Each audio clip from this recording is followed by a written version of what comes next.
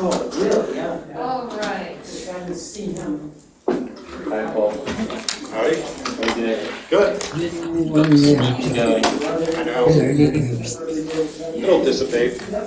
My apologies. You didn't make it to the BOT and that my statistics were not in your favour. Really glad you could make But it. they were. Patrick, can I? Statistics will tell you whatever you want them. If you look at, Not my time. if you look at Most of versus the leaders both of this years, guy. 2020, It's big. I got 0 votes. I got 1. I had infinite improvement. That's like, yeah, that's impressive. Thank you. It's a good return on your investment. I wish. Okay. I would like to call the Scio Local Roads Advisory Committee meeting to order. At 6:31 this evening. I would like to do roll call and then I'd like to have a quick discussion about someone that can take notes for me as secretary this evening, please. Roll call, Linda Smith, present. Roy Townsend. Present. Jillian Kerry does not appear to be present. Bob Groden. Present. Ian Hubert. Present. Kathy Knol. Present. Rakesh Sharma is on. Present. Thank you. Patrick Shields. Present. Bob Walsh. Present. Wonderful. All right. A email went out earlier today from Jillian Kerry to the RAC general email requesting that she be allowed to withdraw as secretary and as a member of the board. And I am now without a secretary to help me keep notes. It's a little tough to juggle all the pieces and would love somebody to help me with the notes for the meeting. I'm happy to contribute, but would love a second. Is there anyone here that's willing to help out with that this evening, and then we can move forward? All right, well then I'll take a stab at what I can do. I will do it one last time, but All I right. would prefer not to be secretary going forward as I'm ZBA secretary already. I understand. Thank you very much. The second piece of that, I'm assuming everyone got her email. It was just a few sentences. I'm not sure if she has contacted the township supervisor, or if you want to withdraw from a committee, do you just... Is she saying that? I didn't see that. No, no. You did, that's not what you saw? The No. email I got It said... was just, Step down from secretary. Secretary. Okay, I thought I understood it to say didn't want to... No. No, you know, we'll not be attending in person tonight. That kind of implies that she'll join online. To Good. me. All right, well then, good. And, yeah. Yes, I I'll text. I perhaps have read this incorrectly. Yeah, no, yeah. Very good. All I right, read it the well, same way you did. the secretary being the case. All right, just in case you're wondering, we have 7 people who are also watching the meeting. Rakesh is one of them. So moving forward, we have an agenda in front of you that should say March 2, meeting number 6. Does anybody have any comments, additions, changes to the agenda, or can we adopt the agenda for this evening? I move we adopt the agenda. I'll second. That was Patrick? Yes. Thank you. Thank you, all right. All right, and then Jillian had put the minutes as draft minutes in from the 5th meeting, the February 2nd meeting. Real quick, Linda, you should vote on that, just say all in favor. All right, okay, all in favor of adoption of the agenda? Aye. Aye. Thank you, Rakesh, all right, so unanimous. Thank you, Roy. All right, Jillian says she's trying to zoom in, waiting for a host. Yeah, me too. all right, hold on. There you are, okay, I'm sorry. Got a few more here. Did I get you? I think so. They were at the top of the screen and I couldn't see them. Asked them to come in. Jillian, did we find you?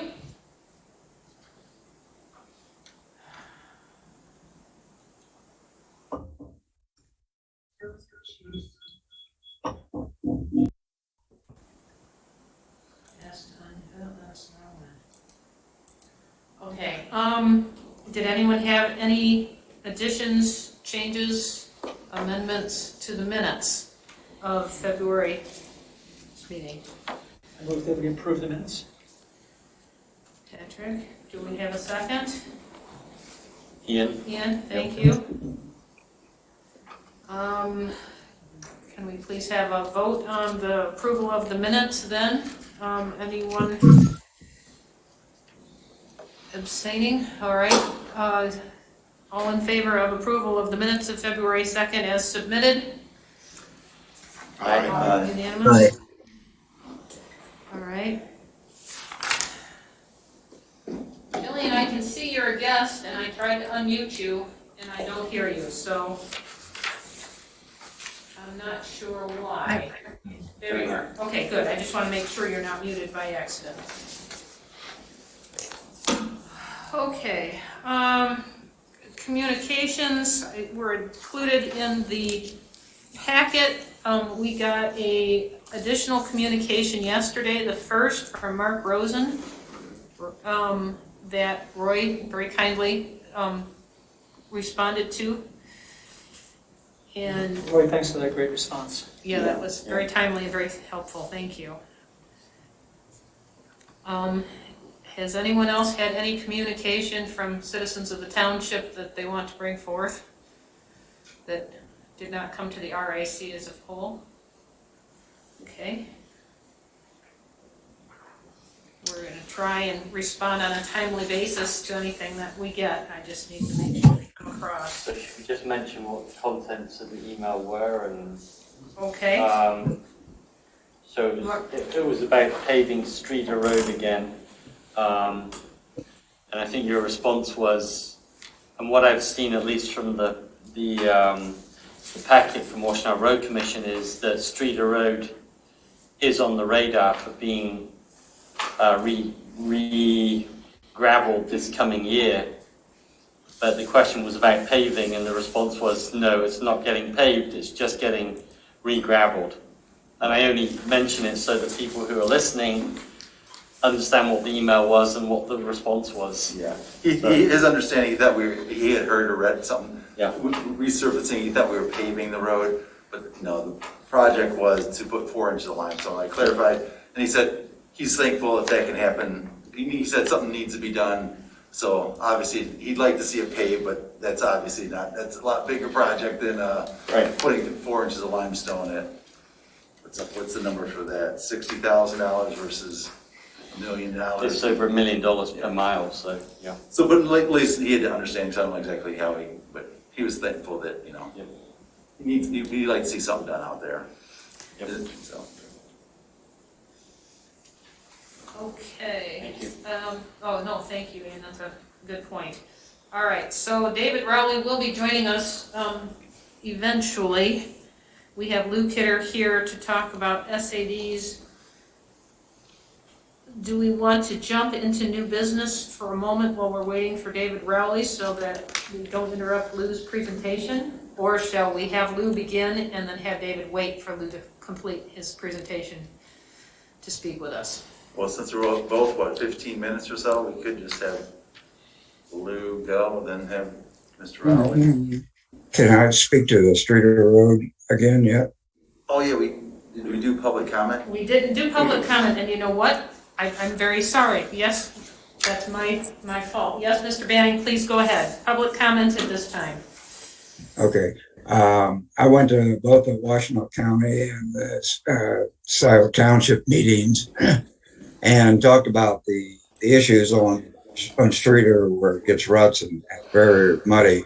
The one guy on the street asked about paving, and they indicated that it could be an option if people will help to pay for it. Is that still an option that can be looked into to see if some of the residents would be willing to pay?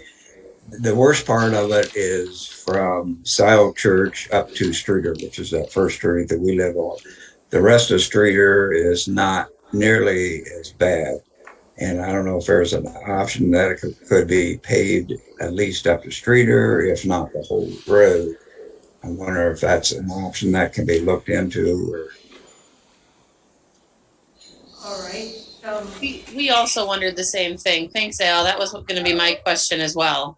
That's Jillian speaking? Lindsay. Lindsay, thank you, I'm sorry. All right, Lindsay, did you have further comment or just that? Further? Well, we had heard about this discussion coming up today in the meeting, which is the main reason we joined.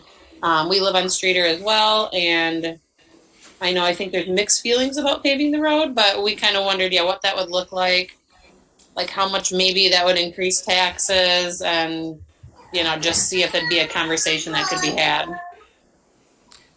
I would encourage you both to listen to Lew Kidder's presentation as we go on. I think that the how this could be dealt with may be answered as his presentation goes along. And also to add that there is a document that Patrick and I have been working on that describes what the process is for residents if that's something that they want to pursue.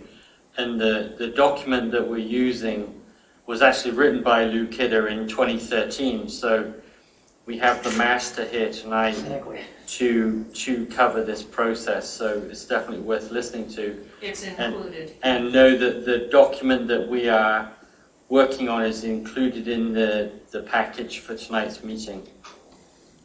If I can interrupt for a minute. Can Sure. I get the names of the two residents who've I'm sorry, spoken? Al Banning, Banning, Streeter Road, and Lindsay, Sey, Bailey, Bailey. All right, may I let Mr. Matamore speak? He's got his hand up. Thank you. Just a James Matamore. brief. Yep. Can you hear me now? Yes, go ahead, thank you. Okay. Great.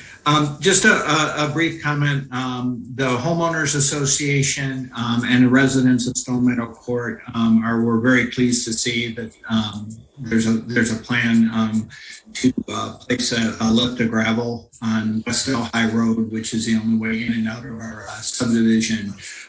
We really appreciate the support of the Road Advisory Committee and taking our concerns seriously. We're hopeful that this will improve the road significantly. We would ask that, and I'm sure this is something that ordinarily would happen anyways, but we just want to make sure that the right material gets put down because with the lift that's on there right now behaved differently than any other lifts. It was just very dusty when it was dry and very, very gooey when there's any moisture at all. And that was, so we're asking for that, but mostly just thank you for taking action on this. Thank you very much, Mr. Matamore. Can we unraise your hand so it's done? Is there anyone else in the public that would like to speak this evening at this part of public comment? Lisa Reiher. Unmuted. Reiher. Please go ahead, Lisa. Hi, this is Trent Bannon. I'm Lisa's I'm sorry, husband. Trent. Lisa and I are both here. We are in favor of additional material being added to the road this year. It's gone through a real bad year, and we've seen that it degrades much quicker now since White Lotus Farms on Liberty Road has gone in. The amount of the volume of traffic that we've seen come into our area has significantly increased, especially on Saturdays, and that has hurt our road a great deal. We would not be excited about the idea of paving the road, which would just encourage more traffic. We would much rather see Liberty Road fixed, especially where it floods out, so that those people who want to visit White Lotus Farms would use that road. Thank you. Thank you. All right, is there anyone else on the line that would like to speak or present in the room that needs to speak this evening for public comment? All right. Seeing no additional hands, we'll move on to our presentations for the evening. David Rowley's here in the room with us. David, can you come up near a microphone so that the people can hear you? Thank you so much for joining us. Well, thank you for the opportunity. And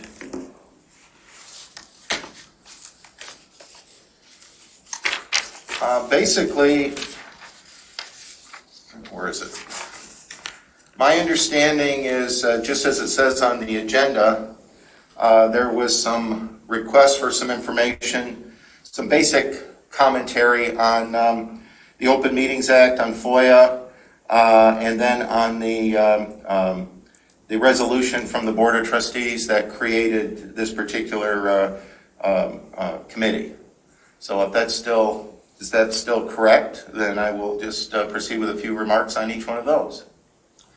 Yes, and may we add just your opinion on our documents that was sent to you, the description of process for using the local special assessments once you've completed your. Thank you. Okay, so let's kind of go back a little bit and we'll put the resolution first, just because that kind of starts the whole process, just so everyone's all on the same page and just understand. And I believe this has already been explained in some respects, but there were a few questions that was asked, and so that's kind of one of the reasons why I believe it was included in this. But basically, as I'm sure all of you know, this is a recommendation body, or a body that will gather information, that will formulate proposals, and then make formal recommendations to the Board of Trustees itself.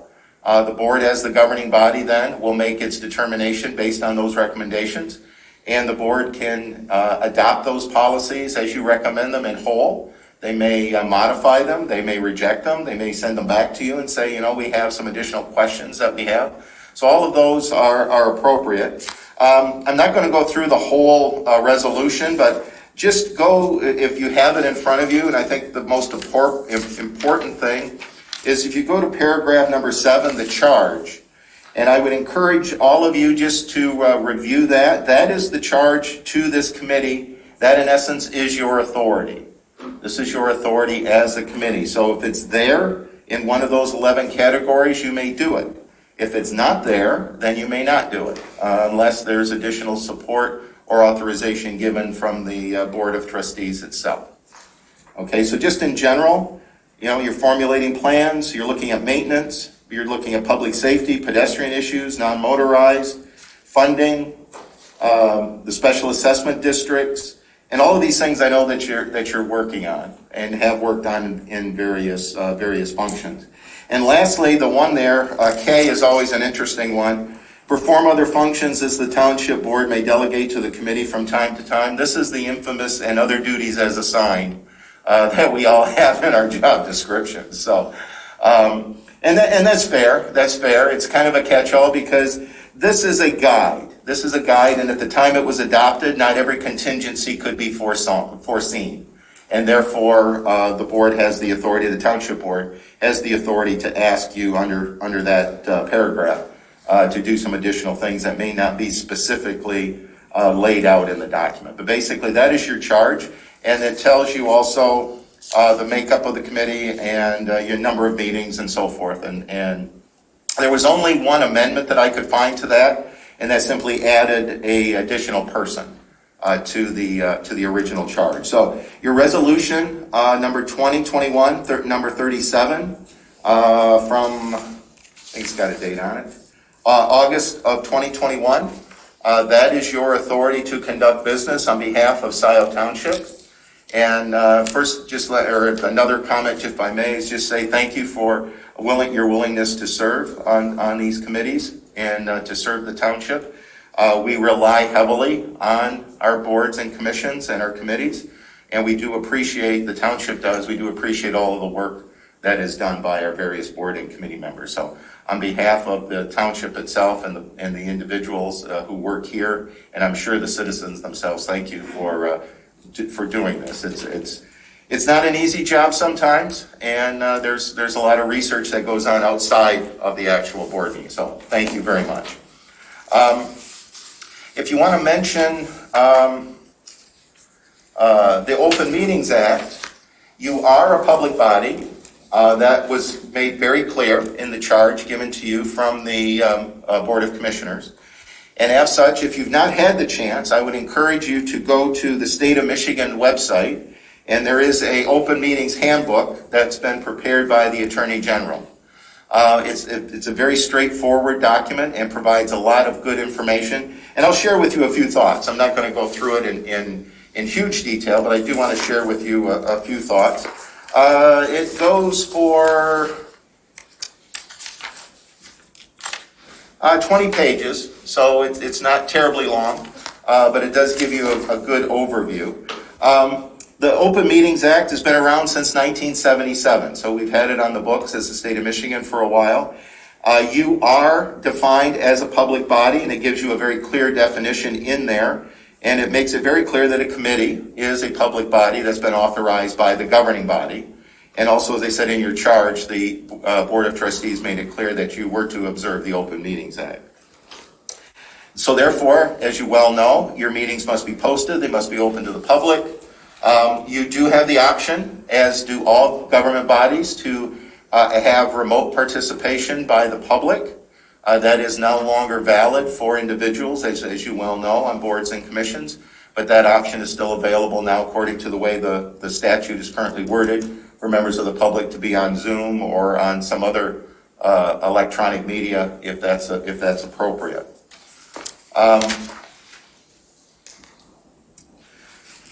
There is notice, as I said, that must be provided, and one of the biggest things that, and this is where it gets into some commenting, and I want to say confusion, but concern, I think concern is a good word to use, is that all of you are very clear, I'm sure, that all of your decisions are made here in an open meeting in front of the public. I don't think there's any misunderstandings of that or miscommunication on that.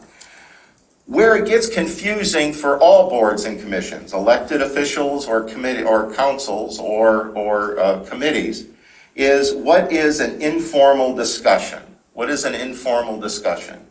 And in the Open Meetings Act does say things to the effect that it does not apply to a meeting which is a social or chance gathering or conference not designed to avoid the act. That doesn't mean that four of you can't be in the same place at the same time. Now, there was an opinion a number of years ago that a particular unit of government just adopted that as a policy, but that is not in the act itself. Basically, if for some reason four of you do happen to come together, you go to a conference, you go to a training session, even here in this building, if there's more than four of you together, you constitute a quorum. Therefore, basically the comment is, don't discuss anything that is appropriate to this committee. Talk about anything you like, except the topics that are appropriate for this committee. The place where you have the conversations about the committee is right here in meetings such as this. So you're certainly permitted. I know there was a unit of government a number of years ago that four city council members found themselves at the same conference and in the same place. And they were kind of trapped because the conference was on Mackinac Island and they were on the boat going to the island. So there really wasn't any place they could go. And so they just made sure that they weren't discussing anything that was related to that particular unit of government, and that's totally fine. The other comment or the other question that was made or was asked is emails. Emails are an important tool to communicate, and you can certainly provide a lot of information, but it is highly, highly recommended that you do not send, or you could send one message to everyone to make an announcement or to provide information, but do not engage in a dialogue back and forth in that way. It can be, depending on what is said and how it's said, it can be misinterpreted by some that that's an attempt to deliberate outside the meeting. I know that would not be your intent to do that, but someone could misinterpret that and say you're making an attempt to skirt the Open Meetings Act. So you want to avoid that appearance that there was something done along those lines. So it's best that if you need to speak to the members of the other members of the committee, just send them a message one at a time. Then it's a committee, and then it's an exchange between two individuals, and then there's no problem whatsoever. This, to my knowledge, has not been clearly defined or litigated. And my only suggestion to any unit of government and every unit of government is you do not want to be the test case. So just take every effort to, what I've always been told is it's the appearance of impropriety, and you just avoid that. So if you need to communicate individually, that's totally fine, 100%. Just don't send it all the way around, say, oh, by the way, because what will generally happen, and what I've seen happen, is it will start out very innocently, and then someone will add another comment to it, and then someone else will comment on that, and then the next thing you know, now we've got 15 comments going around that have nothing to do with what the original point was. That's when, did you cross the line? I don't know if you did or not, but that's what I'm saying is you don't want to go there and be the test case for somebody to say, yeah, you did. And so just kind of avoid that. I know it's easy to hit reply all. I get it. I understand it. But that's one thing you really need to avoid. The other thing that has happened occasionally is, and all of, well, it looks like all of you have computers going, and that's totally fine for your own personal notes. That's completely fine. It is not appropriate, though, for that to be hooked up, sending communication back and forth to each other. That could be considered deliberating outside of a public body. Okay, so if you have something to say to another board member, another committee member during a meeting, then obviously you have to follow the rules there, be recognized and make that comment. But it is not permitted to exchange information electronically such as this right here, because that could be considered attempting to deliberate outside of the public realm, because nobody in the public can see it or hear it. Everyone is entitled to have the same information at the same time. So unless, and I'll certainly take any questions that you have, but the last thing that I'll mention is, as a public body, the public has the right to speak under public comment, as you well know. The Act requires that the public be allowed to speak once. Okay? You can put that according to your own rule at the beginning of the meeting. You can put it at the end of the meeting. You can expand that if you choose. Okay? That's a local rule decision.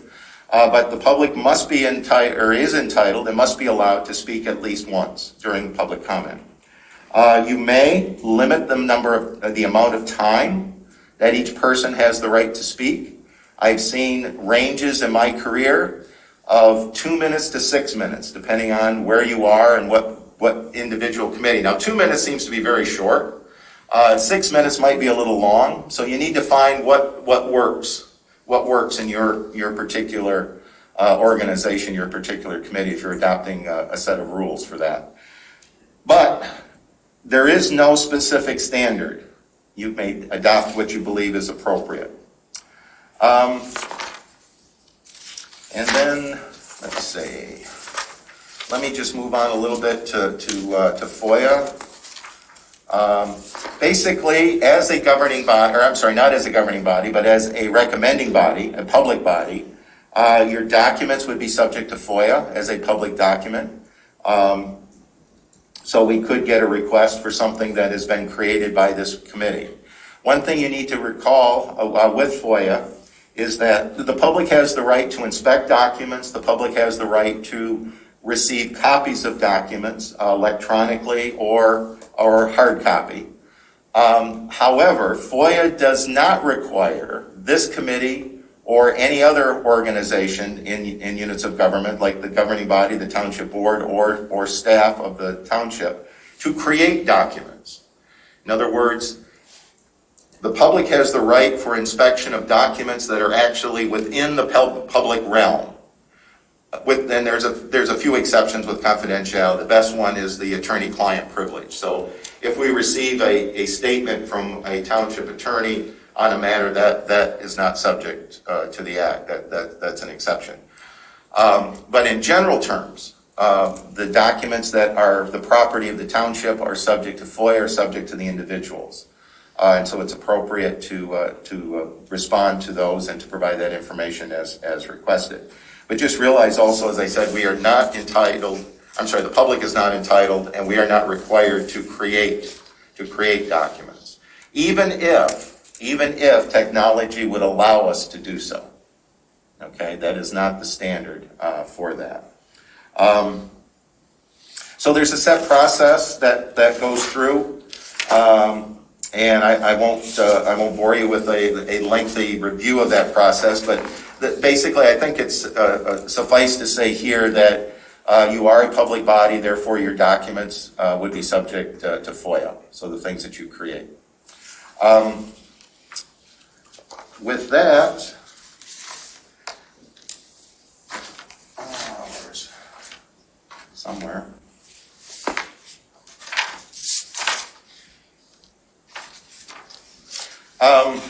Special assessments are a very valuable tool, and I would encourage you to utilize those to the extent that you can.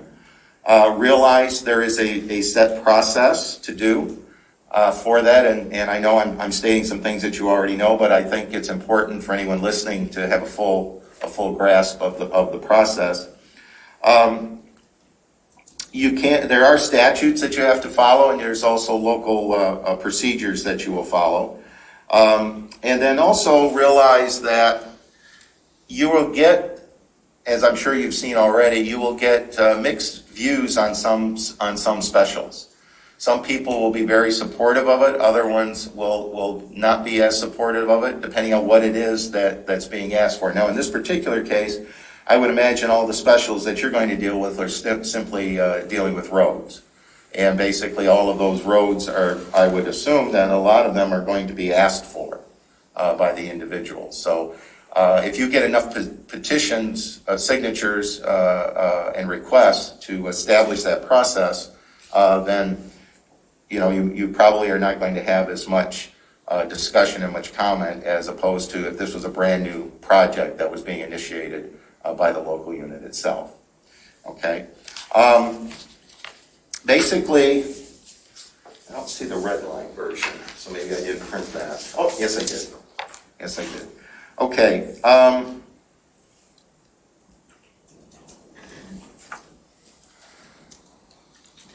So basically, this I don't have a lot of specific points on this, but what I would say in reading through it is it does appear to be pretty straightforward about a process, and I would say that you are ahead of the game because some local units do not have a process already in place or one that's capable of being amended. So you've got some good, you've got it laid out. I would offer in a logical manner. You've got the various stages, and stage one, I think, is important because, in speaking to individual citizens, before you decide to pursue a special, are you understanding exactly what that is and how that will impact the various properties that would be in the district? And then you've got the special assessment, the petition process, which is laid out, so it's very clear there.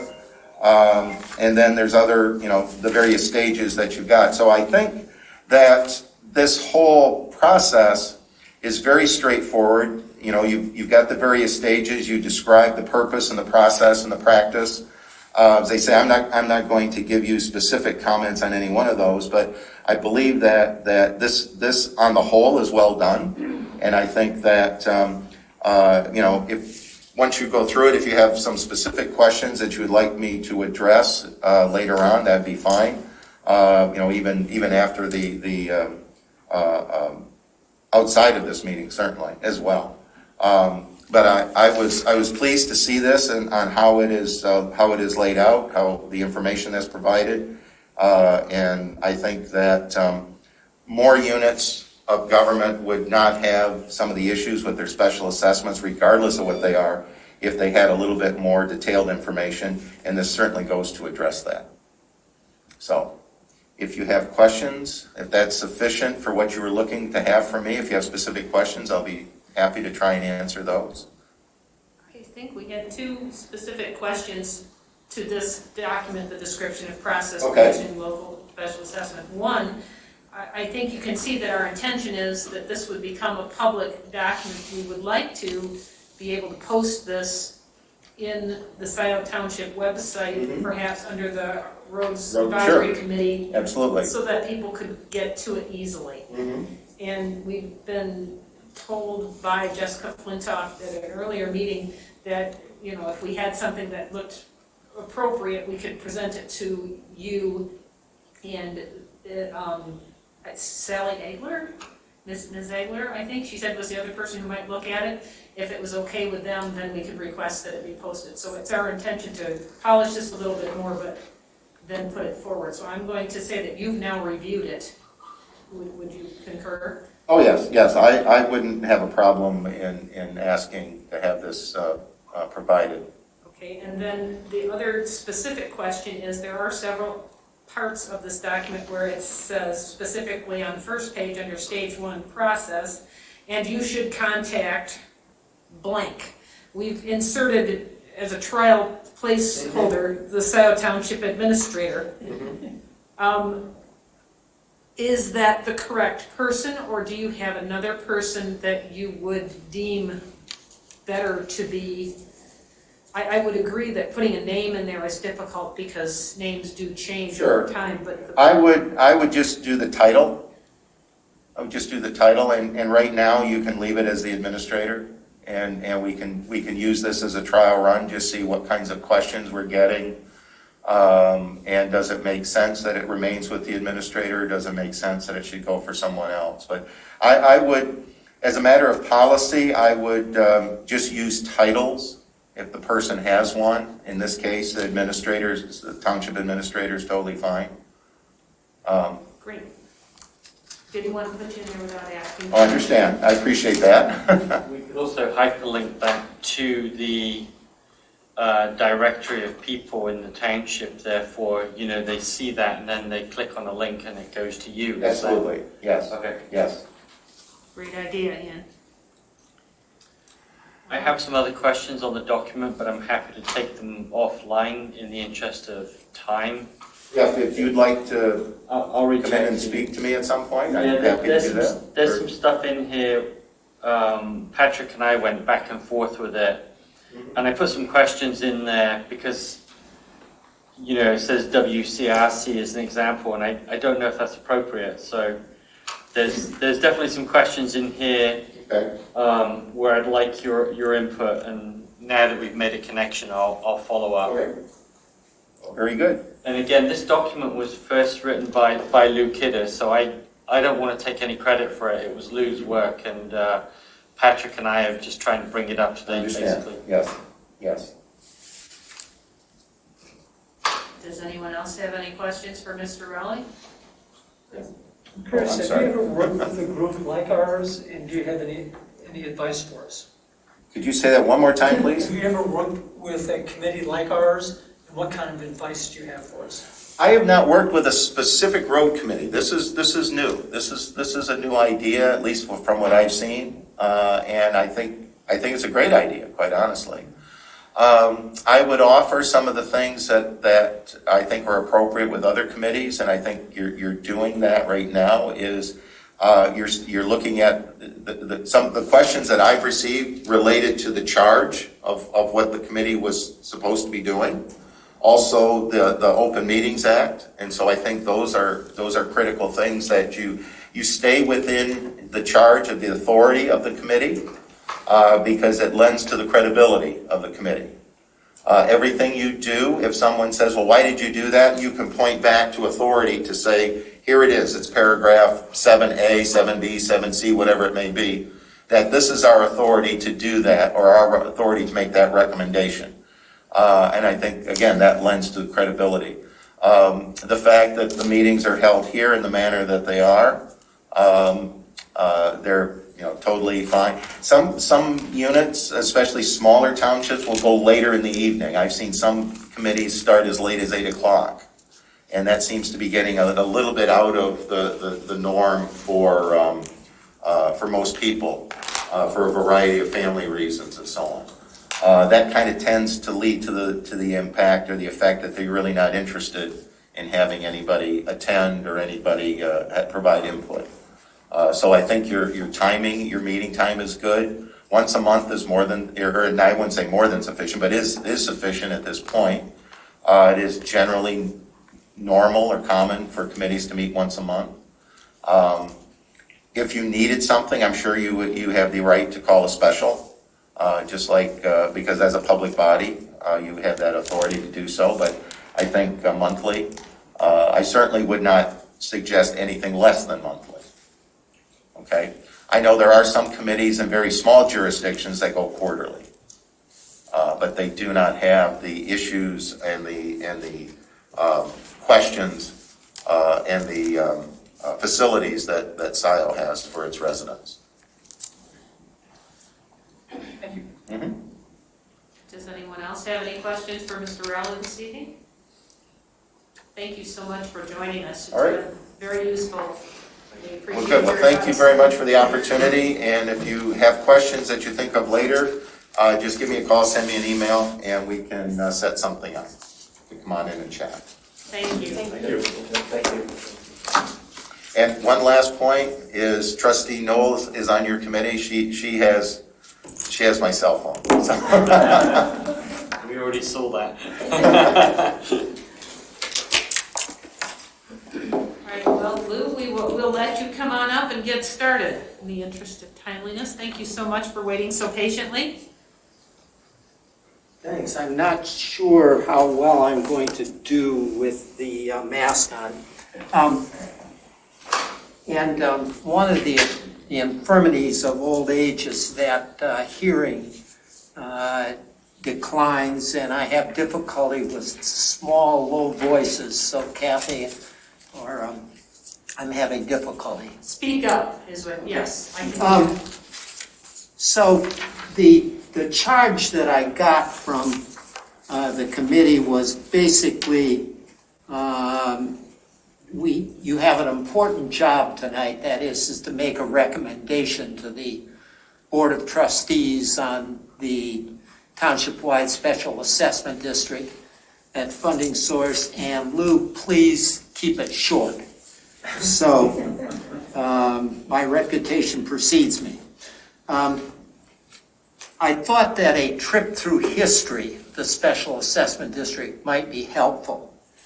So it was 2008, late 2008, as I recall, that the then Board of Trustees, the supervisor, Charlie Nielsen, asked me to be part of a new Roads Advisory Committee.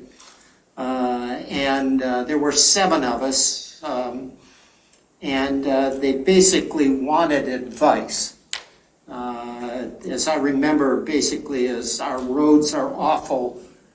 Tell us what the problem is. Tell us what you think we should do. So when we met, we discovered that we didn't know much about the subject. So we had to do some research. And one of the things we discovered is that we have a public road system in the county administered by the Washtenaw County Road Commission that had 111.7 miles of public road in it, of which 50.5 miles was primary, that classification, and 61.2 were local. We left private roads out of the accounting because nobody seems to know how many there are. And we decided that private roads were probably logically the responsibility of the properties which they served. So we stayed out of that accounting. But we wanted to know what condition they were in, and we went to the road commission. Then the managing director was Roy, and said, how do we figure out the condition of these roads? He said, well, we have a system, we call it PASER. It was Pavement Surface Evaluation and Rating. And we said, well, what does it show us about our roads? Well, it shows what the condition is of the paved roads in the township. I said, is there any sort of rating for the gravel roads in our township? And as it turns out, there wasn't. So we actually invented a system that we call the Scio Road Condition Index. And Doug Fuller and I, before he became the chair of the County Board of Road Commissioners, actually traveled every inch of every public road in the township. And basically we set up a rating system, and we called it the Scio Road Condition Index. And we rated it both as to quality of the surface and quality of the drainage, the state of the drainage. We published that, and you have to remember that was a snapshot in time. Later, David Reed and I went back over every road in the township and re-rated all the surfaces of all the roads in the township. And I'm not sure if that's that's reflected in the current published edition of the Scio Road Condition Index, but remember, that's a snapshot in time. Things have happened since then. Then the next question we had, okay, we knew what we had in roads, we knew what condition they were in. The question is, what could be done with them if we found them to be substandard? And that's when Roy and I had a number of meetings and decided what we could do to upgrade these roads, and basically take a stab at estimating the cost. And we discovered you can either hire the road commission to do some of this work, or you can hire outside contractors to do this work. But if an outside contractor is going to do it, you have to get a permit from the road commission. And the road commission, if we hire them to do a project, frequently they will use outside contractors. So as an example, one of the projects we did along the way was the upgrade of North Delhi from Huron River Drive up to Eastgate to the edge of the township, the north edge of the township. And we actually hired the road commission to do that, and it was their engineers that engineered the project. But they ended up bidding it out to an outside contractor. I think it was Fonson and Sons who did it. And and then once you decide, you figure out what can be done, then you have to figure out how are we going to fund it. And the questions, the possibilities were, is there state funding for this? And I'll have more to say about that in a few minutes. And the state funding is basically no more than the gas tax and vehicle registration fees. And the state of Michigan has been very hesitant about really funding its road system. So when we were doing this, the gas tax was 19 cents a gallon for gasoline, 15 cents a gallon for diesel. And so if you think that you have a car that gets 20 miles a gallon, you drive 20,000 miles in a year. That seems like a lot these days, but that means you'd buy 1,000 gallons of gas in any one year, which means you put $190 in the kitty for roads in the state of Michigan. Add to that whatever you paid for vehicle registration fees, let's say $110 just to make it come out even, and $300 that you put in the kitty. And then you remember that there are 83 counties in the state of Michigan. So what you put into the kitty, some of it's going to go other places. And then you also discover that the money that goes in the kitty, that 29% of it, as I recall, stays at the state of Michigan, goes to the Department of Transportation for major projects. 22% of it goes to cities. And the remaining 39%, I have this right, Roy, 39% is what's left in the kitty to be distributed to the county road commissions. And from that, they have to do standard maintenance on these roads and have to do the plowing. And there never was enough money to go around. And on top of that, you have an issue, and I don't know if I gave this to you, Linda.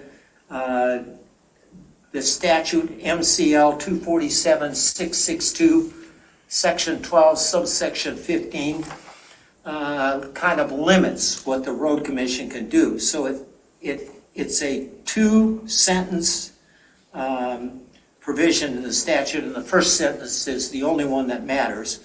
It says, money distributed from the Michigan Transportation Fund may be expended for construction purposes on county local roads only to the extent matched by money from other sources. So when we would go to the road commission, say, hey, we've got a problem with East Delhi, can we do this project? And they would wave this at us and say, where's your money? Local money. Could we get that? Could we get that from the general fund in the township? Well, I think if township treasurer would explain to you that that's pretty well allocated to other needs. Can you get it? So we said, well, how about a millage? And at the time we were talking about this was 2009, so we were just coming out of the Great Recession. And the then existing township board was, well, they weren't thrilled about proposing a millage to the voters of the township. And then we had another problem, that is that the village of Dexter is significant part of the village of Dexter is part of Scio Township. And the law in the state of Michigan is that a village can have its own millages, and there are provisions for that. But they also have to pay all of the millages of the township that they're in. And Dexter has roughly 3 mills, as I recall, for streets and roads, and the township board at the time thought this is going to be a hard sell to the voters of the village of Dexter, that they should not only pay a millage in the village for roads, but a millage in the township for roads. Of course, you could point out to them that unless they were going to and from Dexter by helicopter, they were going to be using roads in the township itself. And somebody had to take care of those, but the Township Board of Trustees at the time didn't think that they wanted to do that. So we looked for other options. And the other option we looked for was that we came upon was, in fact, a special assessment district. And there's actually a specific statute in the state of Michigan that allows a township to do a township-wide special assessment district for safety, police and fire. And I have that here. It's Act 33 of 1951. But all we have that the township could act on is Act 188. It's the same special assessment district statute that we have been using for the local subdivisions. So I actually got, Pam Burns was then the state representative for this, and she actually put together a meeting up in Lansing with Larry Steckelberg, who was a legislative liaison for the Michigan Department of Treasury, and William Anderson, who was a legislative liaison for the Michigan Townships Association, and a representative from the Michigan Municipal League, and then David Reed, Doug Fuller, and I. And I made a memo of that meeting, and I have that, and I can share that with the board. But basically, we were asking, what do we do in a township like Scio? I call it the Scio problem, that has a village within the township. How do we go about this sort of thing? Could we use Act 188 for a township-wide special assessment district? The two supposed experts were dubious that it would pass muster. But I found a township in Kalamazoo County, Texas Township, which is very similar to Scio Township. It sits on the west side of Kalamazoo proper, and they had used this statute to do exactly what we were thinking we wanted to do. So I had the supervisor come over and give a presentation to the committee, and then we found another township, Curtis Township, up in Algona County, that had done something very similar. And so we developed our own proposal that we made to the Board of Trustees of Scio Township to do a township-wide special assessment district.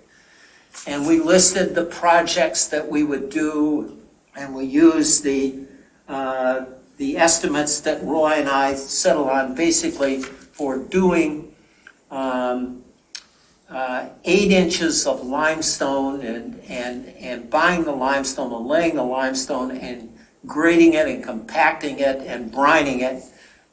We figured we could do that for about $80,000 a mile. And so that's what we estimated. And then we decided, well, as part of this, we should also encourage other people in the township who have local roads to do something about the condition of their roads.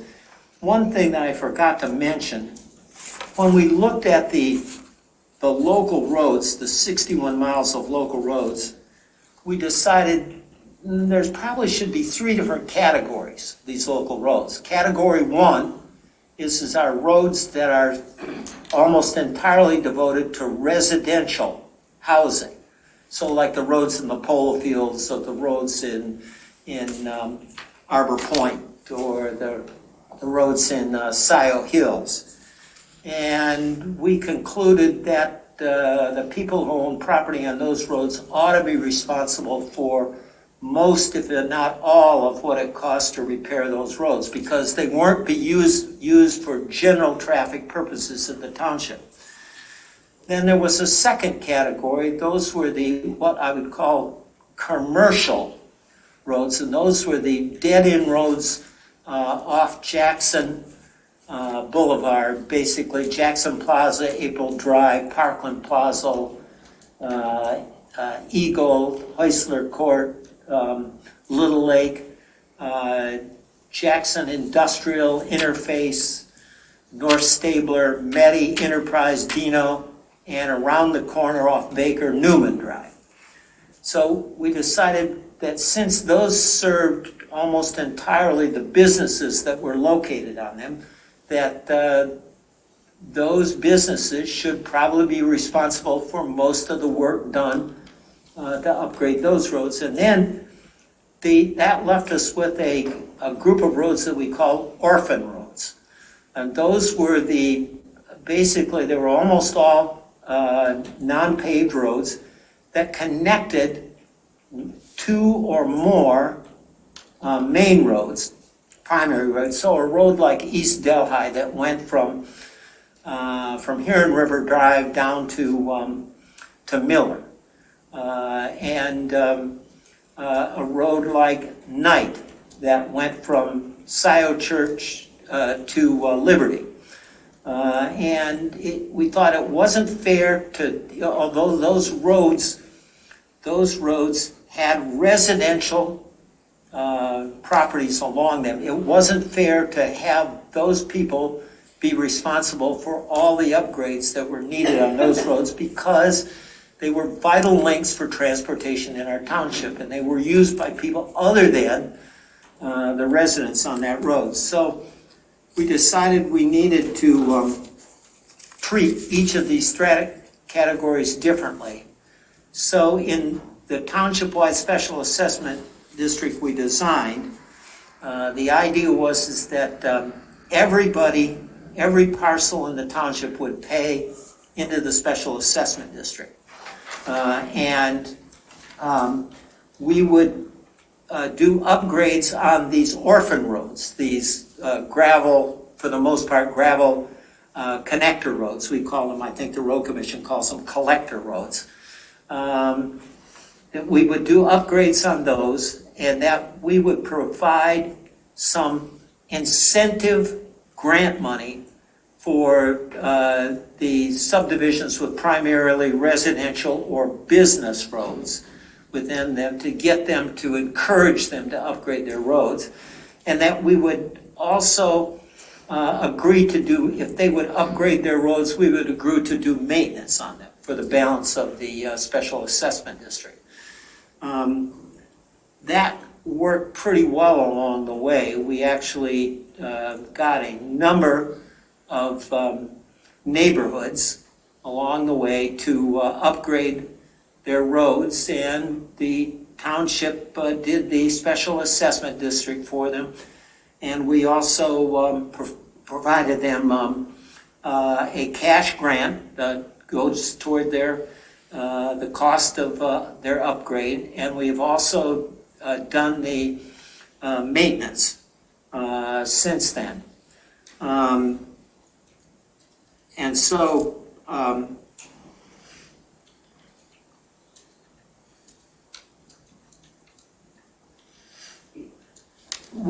the way, I made a list at one point in time of all of the roads in the township that we upgraded this way. Yeah, you've got that there, Roy. Okay, so of the collector roads, we actually finished every road we set out to do, with one exception.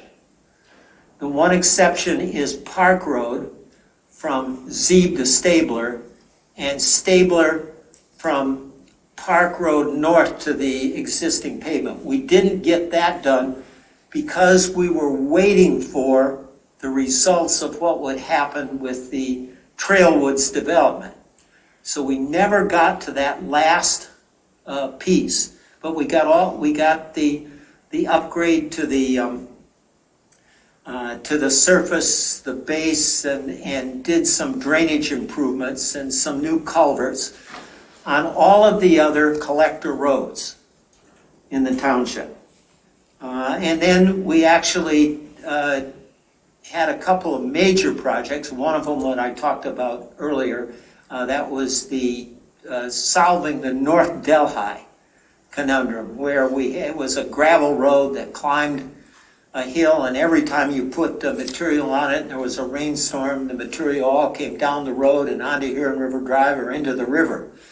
And it just wasn't responsible to leave it in that condition. So we actually paved it, and I think it's worked out pretty well, although when I pointed that out, we later were looking at a project on Tubbs Road. When I pointed out that solution to the people on Tubbs Road, they ran away screaming with their fingers in their ears.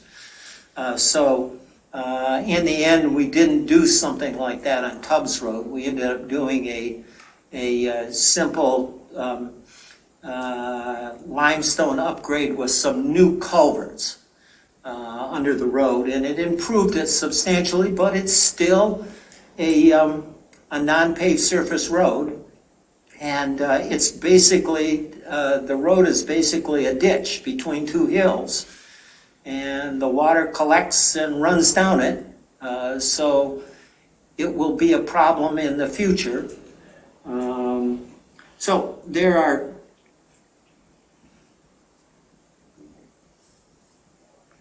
did we get everything done?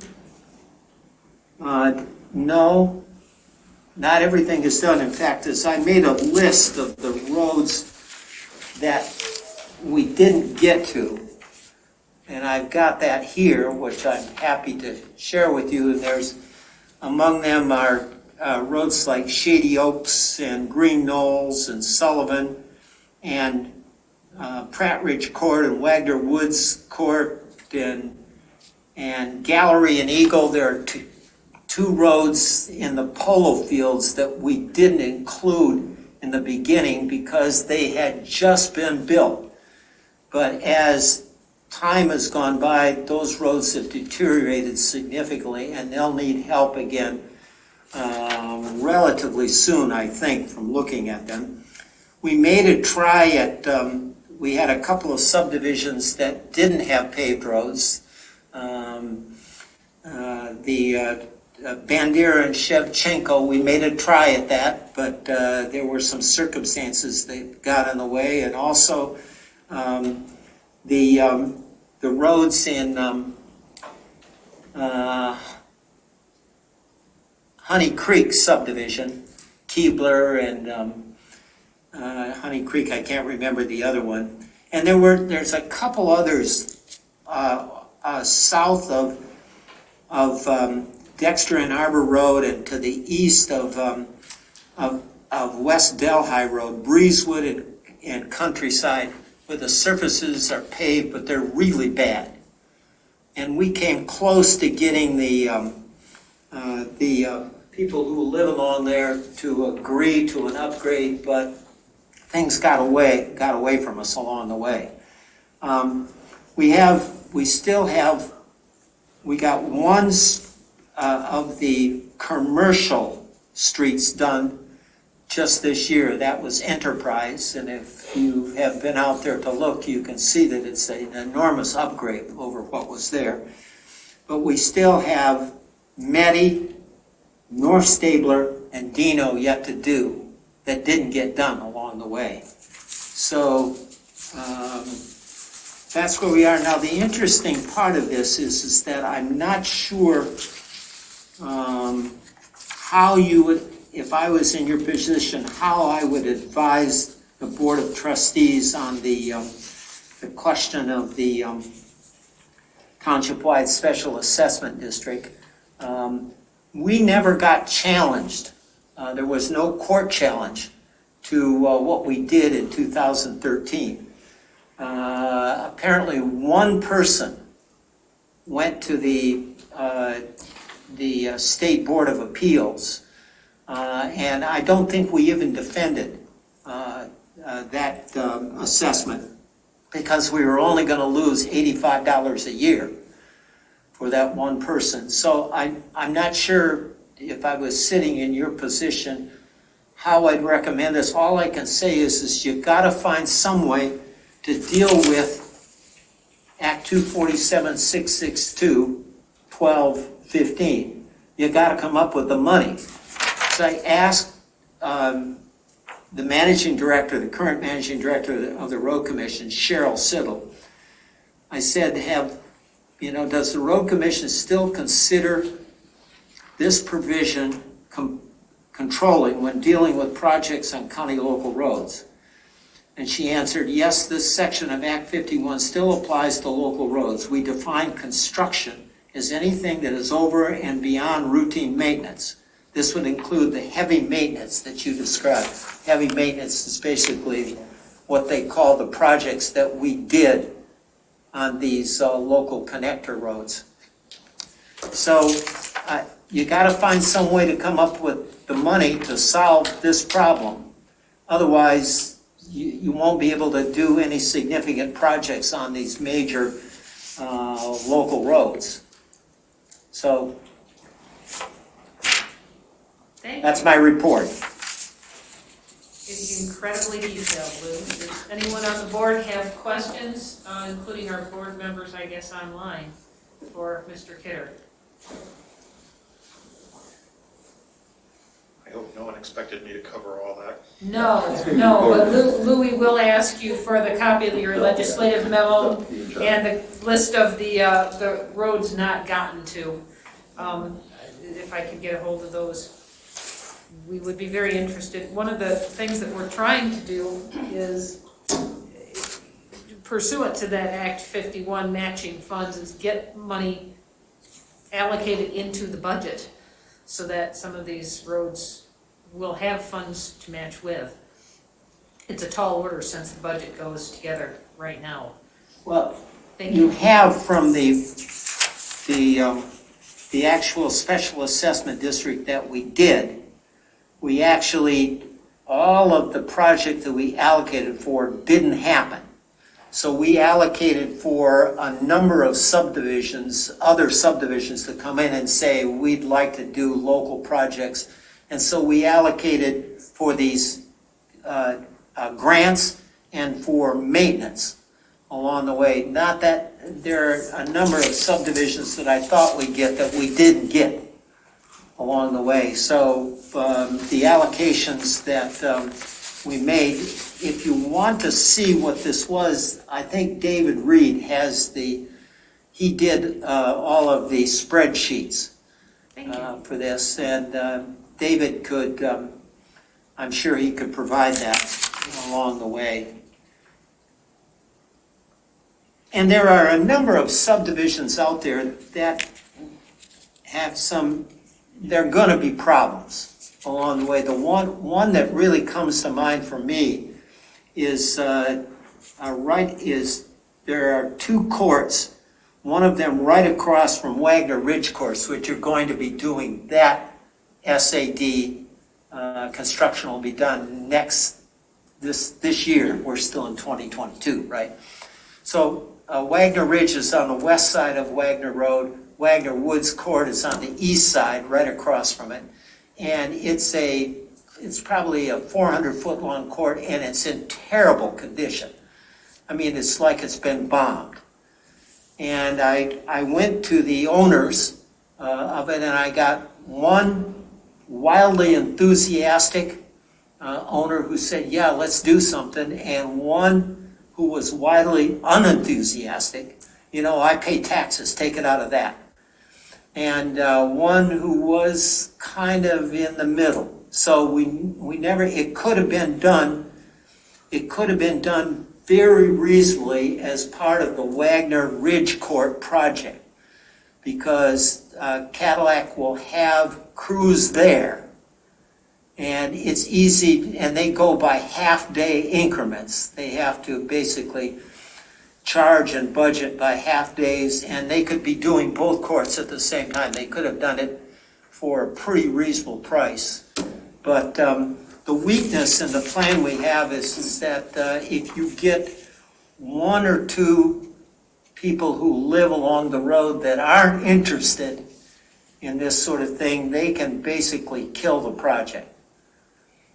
Yes, right. And that has happened. Every project we've ever had has had someone or several someones who were not enthusiastic about it.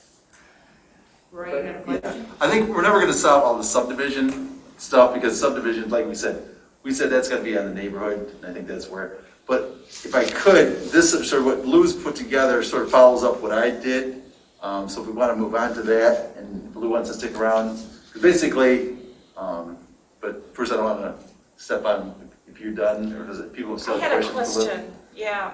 Just to clarify, what is the maintenance that you do in the subdivisions? Like, what's the ongoing maintenance? Kathy, you've got a voice that I have for some I reason. can answer that. Not picking up Okay. as well.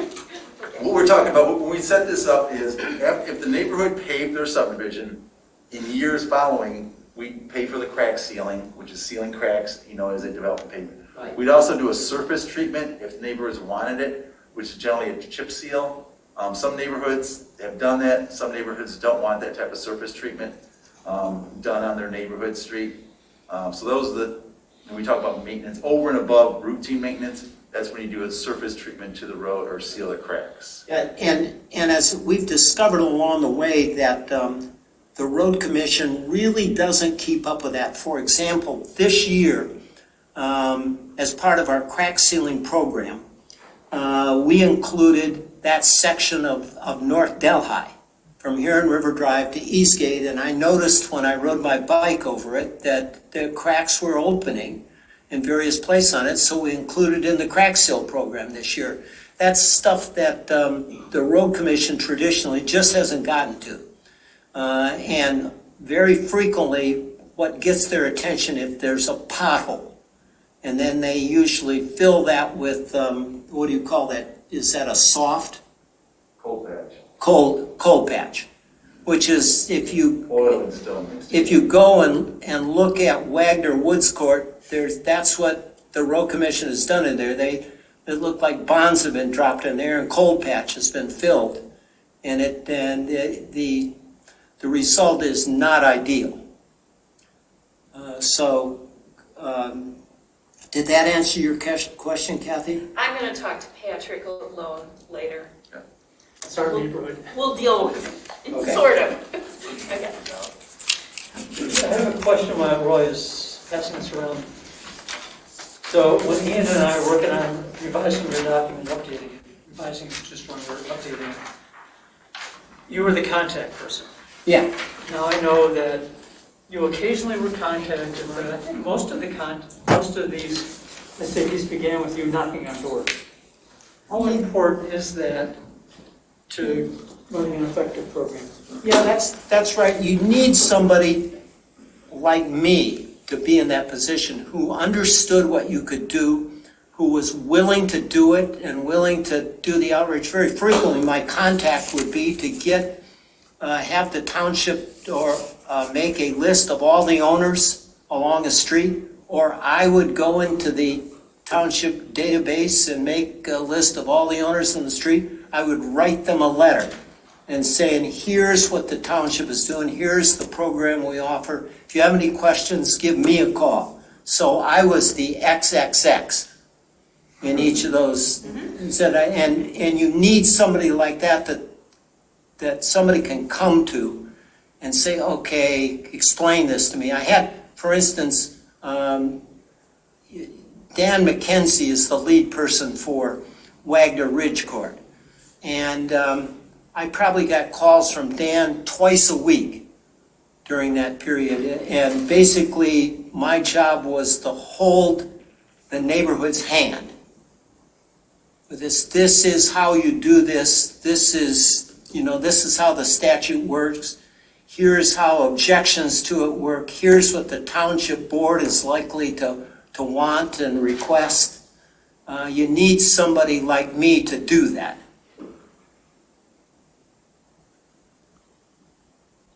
So when somebody says, oh, I like what was done in Uplands or Baker Heights Court or something like that, you need somebody that can answer their questions.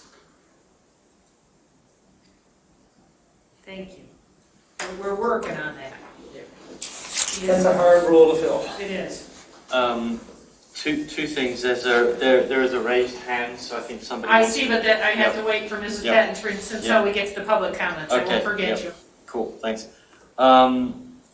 So you're kind of implying, Lew, that doing township-wide SAD all over again, because it's going to run out, I believe, this year. 23. Yeah, you have one tranche left. It'll be collected this December taxes. It's an $85 line item on your December tax bill. Yeah. I I think our discussions to date have been along the lines of we're going to try and just initiate another one. Is that a bad idea, or? Well, I actually think it's a great idea, given your options, unless you can talk the township board and as to doing, millage. Just understand that a special assessment district thing, the way we did it it's unfair. For example, on Scioto Ridge Road, there's an apartment complex. That apartment complex has 300. There's two, one with 120 and one with 300. Yeah, but I mean, as I counted up, there were 300 units, they were paying one $85 assessment. Lowe's, with all the traffic that goes in and out of Lowe's, one $85 assessment. That's probably not the fairest way to do things. You can do a special assessment district with on taxable valuation as basically like a millage. You can do it that way. In fact, when they did Jackson Plaza and April Drive, they did that. That was the DDA that paid for that, and we did it as a 188 as a township board. That the assessment was 1/3 by lot, 1/3 by frontage, and 1/3 by valuation. That was the way that they could get Charlie Gelman to pay, what they thought was a fair share out of all that. So I don't want to be brutally honest in this case, but at any rate, you can do stuff like that. I will add that our discussion in those meetings were, we didn't want to have a battle. Nobody was going to fight us over $85 a year, and we got a lot done. Right. So I think that would be my summary of the situation.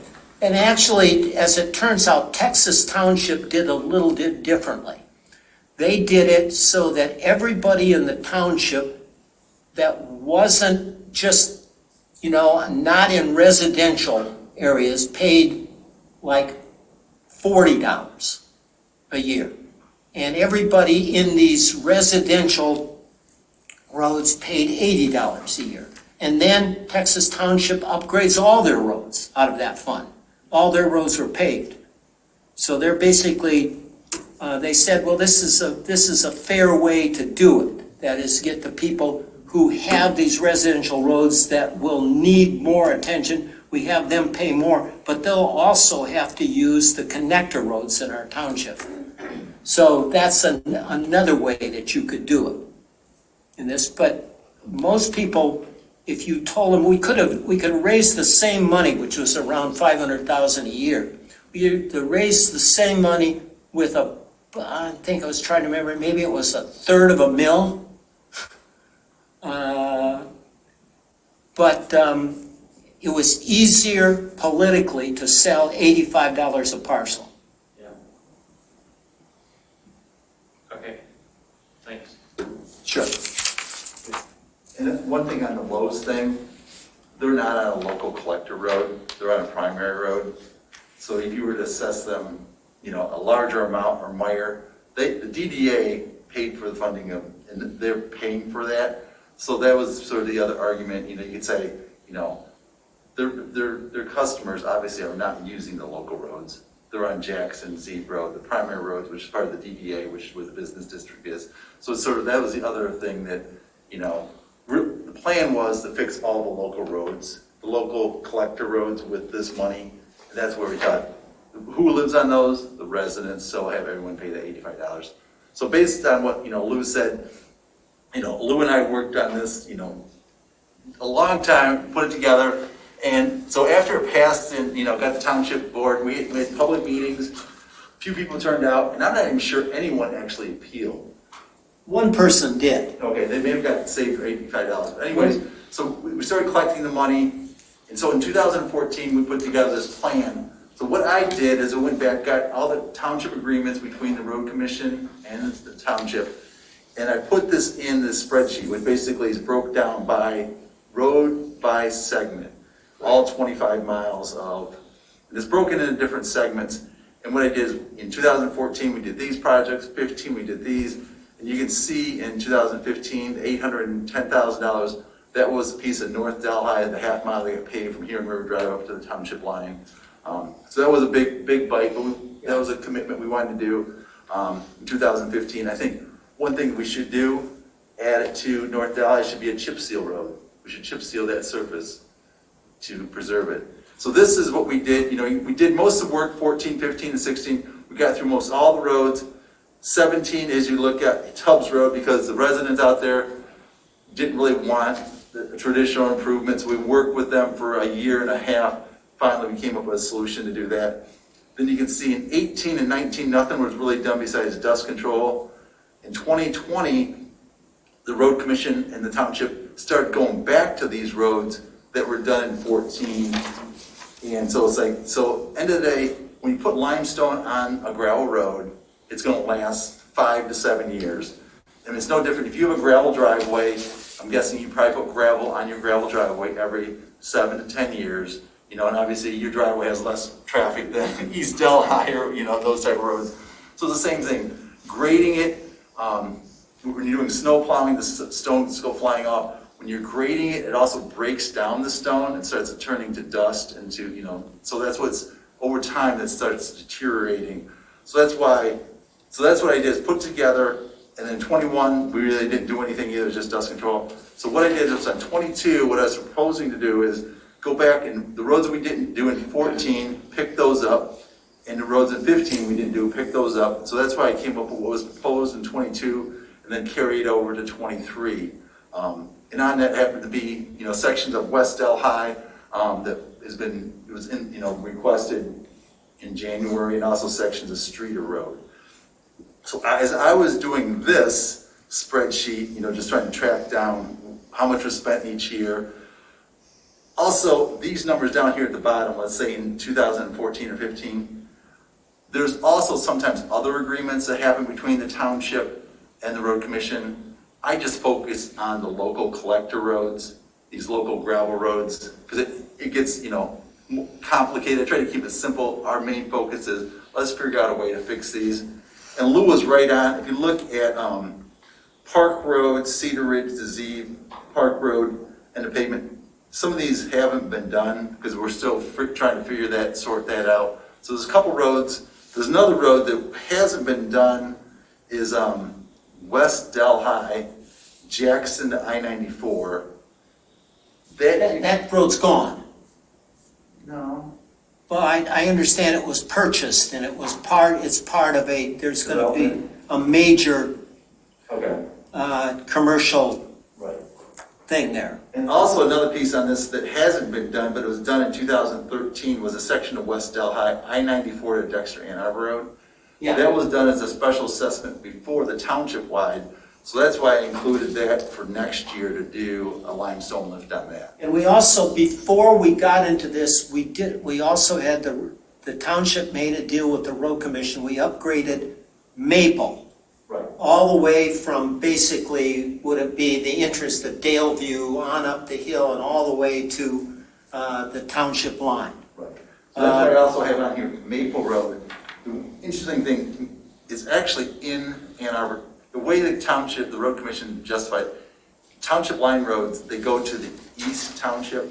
So technically it's in Ann Arbor Township, but obviously half the people live in Scioto Township. Right. So in 2011 or 10, there was a joint project between Ann Arbor Township, Scioto Township, and the north end of it, north of the township line, it's Webster and Northfield Church. So also that road needs some attention, but that's split between the road commission's funding, both townships. So that's a little bit more complicated, but that's another piece of road that back then, that was by far the worst road because nothing had been done to that for like 40 years.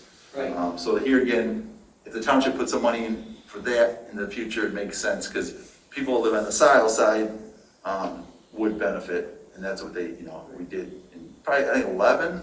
What do you think, 2010, 2011? Yeah, I just remember, I don't remember when the famous tree got cut. That was the one on West Delhi between just north of Dexter Road. So that was a big oak tree that was in the ditch. And the the earth-moving people in the road commission just cut the tree and the neighborhood went crazy. So that must have been 2012, maybe, 11 or 12. So anyways, so this is the background, and also, for, people are watching, this is in the packet. I just put in this printed out on spreadsheet because it's on pages 39, 40, and 41. So it's not anything that's not in this packet, but it's hard for me looking at when a spreadsheet's on 3 pages, so I just printed it off, so I wanted to share that with people in this meeting, that it's easier to follow on one spreadsheet. I've got another thing that you need to be aware of. When Roy says we need to save the surfaces on these roads, so we tried that chip seal to save the surface in Wing Meadows across the road here. The people in the subdivision didn't like it. They don't like the quality. The kids can't skate on it anymore. The chips end up in the yard, nicking their cars. The snow plows fly off. So we had a subdivision this year, Scio Hills, that the road commission recommended chip sealing, and I went to the homeowners association. Said, I don't think you want to do this. Go over and look at Wing Meadows and see if you want that. And they came back and said, no, we don't want that. So we did more crack sealing in Scio Hills again this year, but you've got that problem along the way. Somewhere you're going to have to do a surface treatment. And there are options out there. There are micro seals out there. And I made a list along the way of the people who do that kind of work. And you're going to have to face that in subdivisions like yours, your uplands. That's a problem. We can't just keep crack sealing. Right. And we're going to have to. Pavements fail because the freeze thaw in the sun just dries out pavements. And vehicles aren't wearing much, just pavement. So based on this, I talked about what was proposed in 2022. At the same time, the road commission was putting together the draft township agreement, which is also in the packet.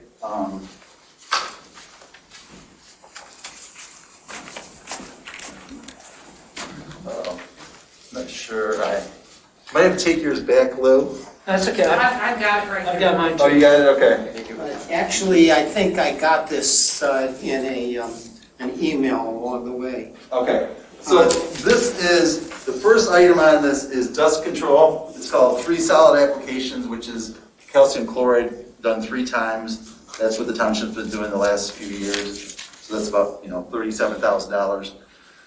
The next ones on here is Dino, Stabler, and Medi. And from Lew's discussion, those are what we call industrial subdivisions off of Jackson Boulevard. They're in the DDA. The DDA helped fund Enterprise last year.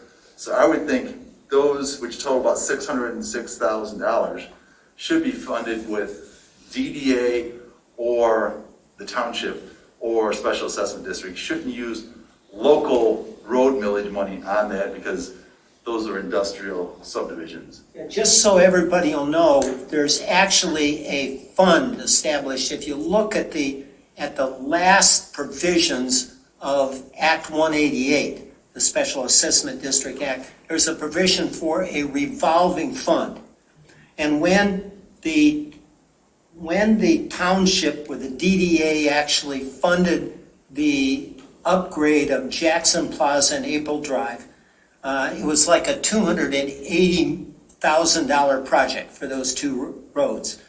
And the DDA paid the whole thing, to the contract for the whole thing. And the township did a special assessment district where they recouped half of that from the people who lived along those, or had businesses along those roads.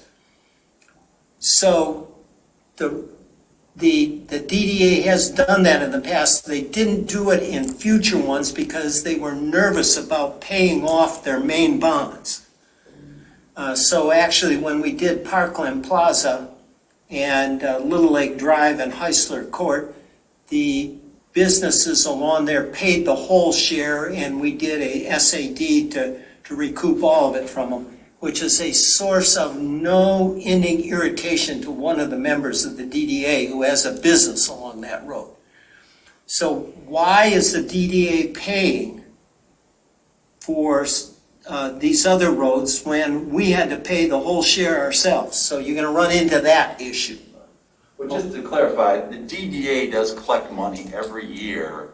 And so they do have, and I don't know what their fund balance is, but they do have money and they collect money every year. Right. Because basically it's incremental taxes.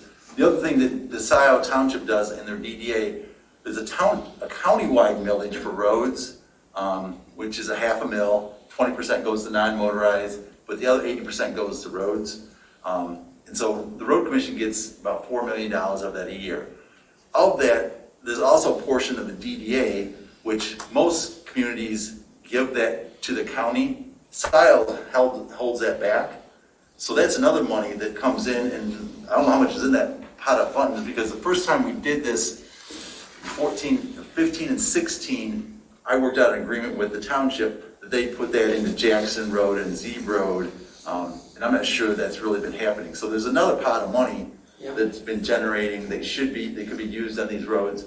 Here again, I'm not, saying if the DDA wants to do it, whatever way they want to do it, but what I'm saying is it shouldn't be funded with the road money that was paid for $85 because those are business roads. Yes. So moving on, so in here there's Knight Road, which is, a local collector road, makes sense. Liberty Road, Staggs, Leaps, Honey Run. On the backside is Streeter Road, Park Road, another section of Park Road, section of Marshall Road, and West Delhi that's been, talked about, basically from Dexter Ann Arbor Road up to Miller Road. So end of the day, if we were to make a recommendation, less the money for those industrial roads, which is, $606, $606,000, $300. So our share would be about $383,000, $139.24 is what, if we wanted to fund all these roads, that's the road commission's recommending out of our road commission, the township road millage. And if I recall, Patrick, there was close to $1 million in that pot. So I think these are all within our reach to get these funded in 2022. So I guess it'd be my recommendation, obviously I'm open to others, it seems like we should recommend at least that the township sets aside, $400,000 for these local collector roads and the dust control in the budget to do these projects. So people have questions. The road commission's also, is willing to come to like a day meeting. They can walk through the 20-some page document if we are interested. Either they'll come to the roads committee or they can come to the township board, whatever they prefer. So that's another option. But I know as the townships right now is trying to set that budget, and I'm not sure exactly when you guys need to set the budget for the road stuff, or if we missed that opportunity, I'm not sure, because if we didn't have the information soon enough. But at the end of the day, it seems like they should at least set aside, $400,000 to at least do these roads that are, based on when they were done in 14 and 15, they're due, and what the road commission is recommending as type of treatment. Is what I guess I would think we should do.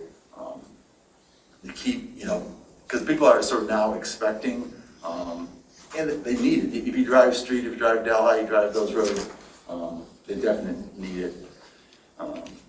So I'll be quiet, taking questions you guys may have.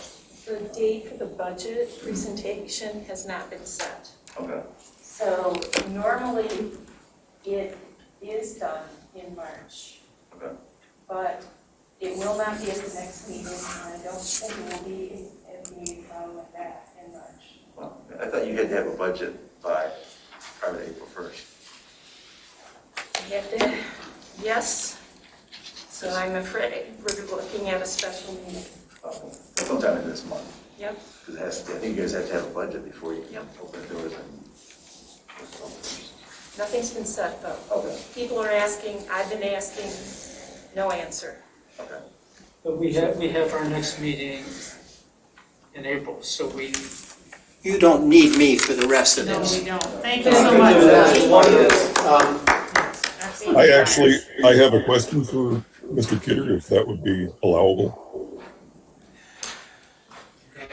All right, it's not really public comment, so we don't want to get really deep into it, but before Mr. Kidder leaves, yes, please go ahead. It's Mr. Pattinson, is that who I'm hearing?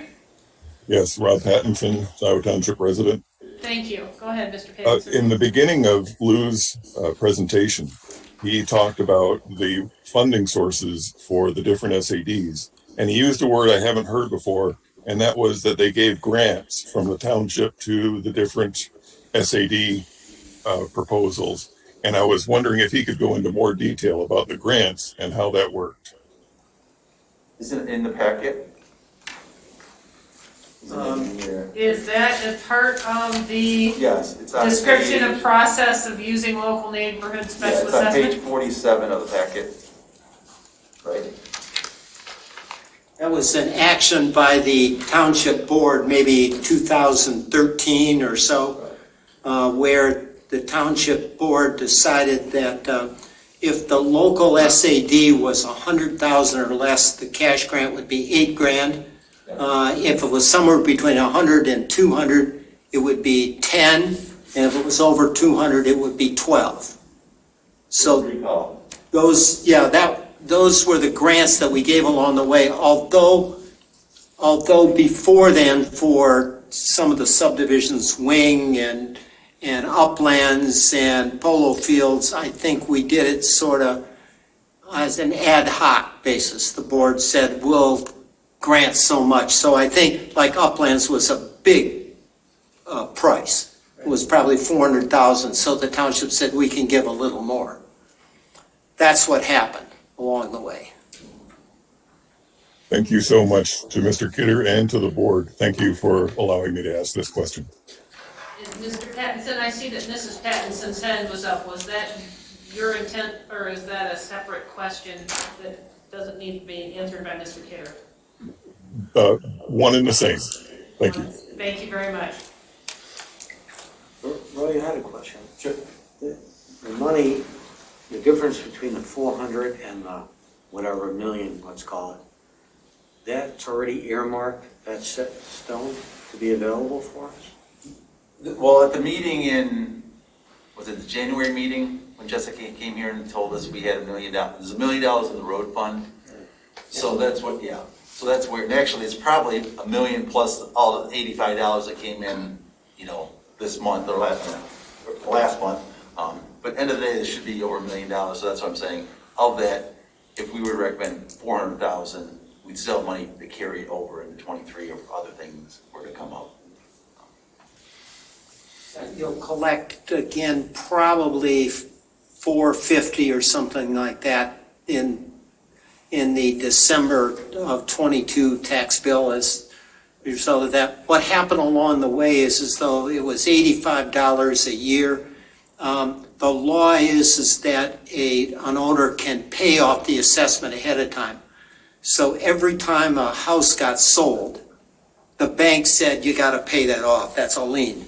And so we collected ahead on many of the properties along the way. So the amount that we'll collect this, and there's not as many properties paying $85 a year. That'll come in on this December tax bill. And the other thing we did is we front-loaded a lot of these projects so that people could see the impact of the millage. Yes. And I think, was it Roy, that you got us to, we bought signs saying this project brought to you courtesy of the taxpayers of Scioto Township? Still a few of those out that haven't been taken down, but yeah. Yeah, we did, yeah. Because the county board did that with the county-wide, and the township's like, oh, I like that idea, so the township did the same thing in some of the projects. So it makes sense, because then people see where the money is being spent, and signs $200. Before Lew leaves, I want to ask him about the set aside money for trails and pathways. So I'm on this committee wearing the hat of the Transportation Alternatives Planning Committee. And so there's money set aside for that. I want to use this question as planting a seed for a little later in our discussion. But while Lew's here, Can we clarify that's the non-motorized section? It's not called trails necessarily, but it's the you're non-motorized. absolutely right. Thank you very much. You're Thank absolutely you. right. Okay, so what's the question, Patrick? Just talk a little bit about that, how much money is available, or what the idea was behind it. Well, as you probably know, I'm pretty active in the border-to-border trail building with Huron-Waterloo Pathways Initiative. We're the private part of that public-private push to build the non-motorized network. Roy is a big part of that now, too.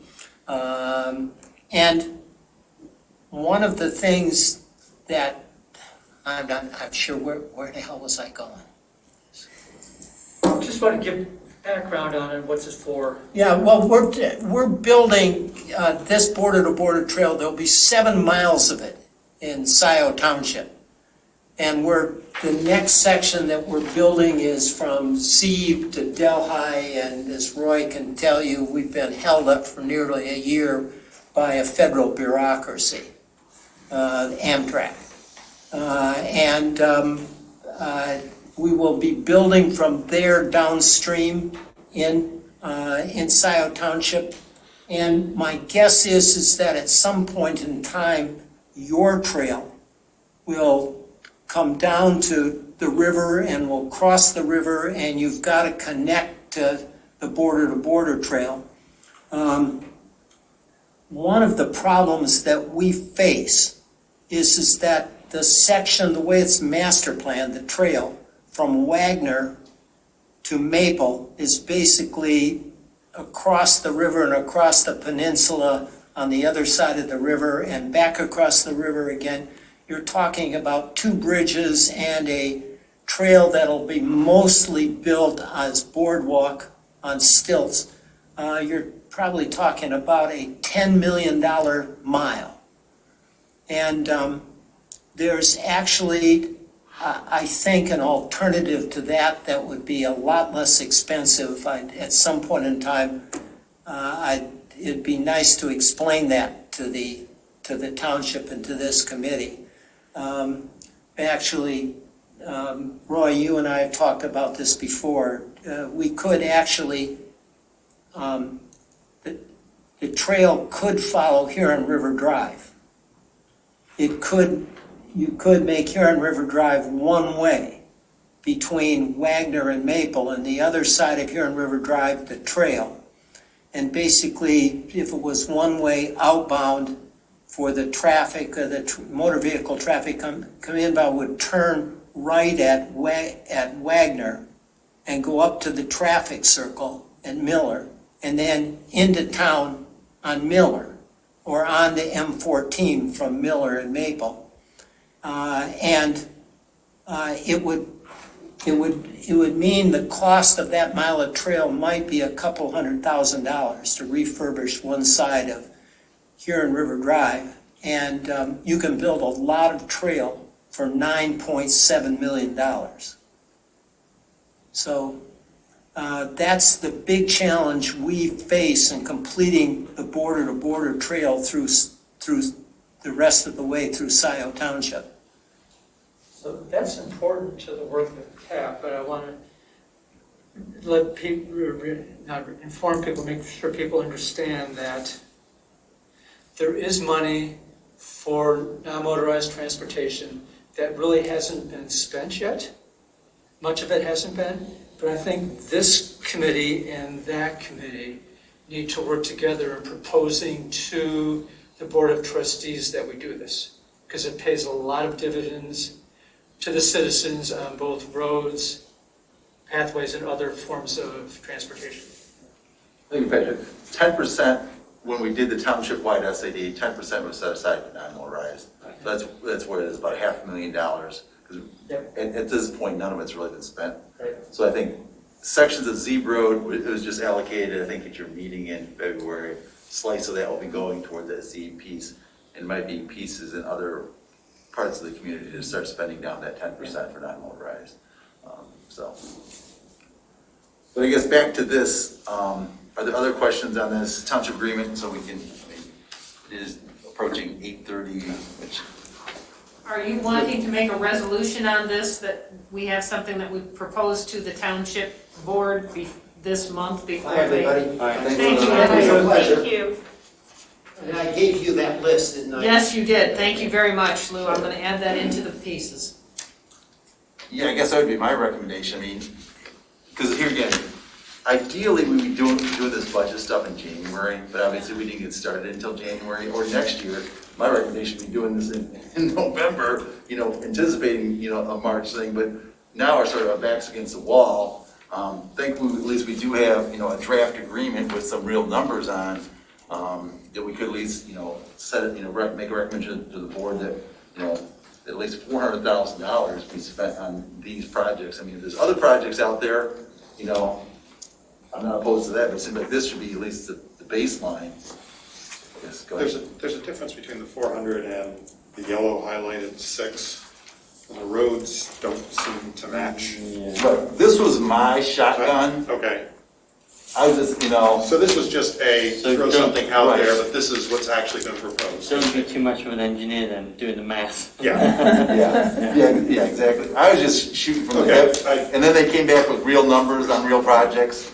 And so, obviously, I trust the real numbers. I was using the same thing what Lou and I did. I just bumped my number up to $1 million a mile for an overlay. It was 80, I just bumped it up. So if it's 3/10, it's 30,000. And then they went out and really looked at it and said, some are more, some are less, and yeah. So this supersedes. Yes. Got it. But at least I was thinking, at least for budgeting, I wanted to get something, because we didn't have this. Anything, right. Yeah, let's at least set something up in a budget and go accordingly, so yeah. In the packet, there's a document from the local roads in Washtenaw County that came, in the packet. Yep. Took a look through that today, and it talks about 4 culverts that are given a rating of 4, where 1 is fail and 10 is good. So if we need to do something about those, do they come from a different fund, or? No, it'd come from the same fund.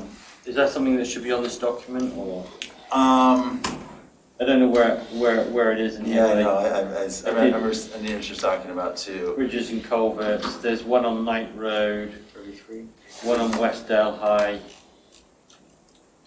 Yeah, I don't have the packet open, I got something It's else. somewhere in the 20s, I think, yes. It's part of the County Road Commission package that they gave us. Wonder if it's not worth taking a quick scan through that before we. I don't think they gave us hard numbers though, did they? No. No. So that's where, yeah. It's on page 14. 14.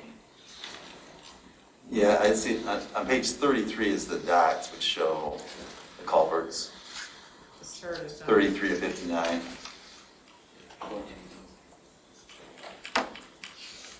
Because I'm not sure, we don't know, do we know the sizes of those culverts? I thought it was provided in there somewhere. It How says wide they are. span and length, but not size of pipe radius.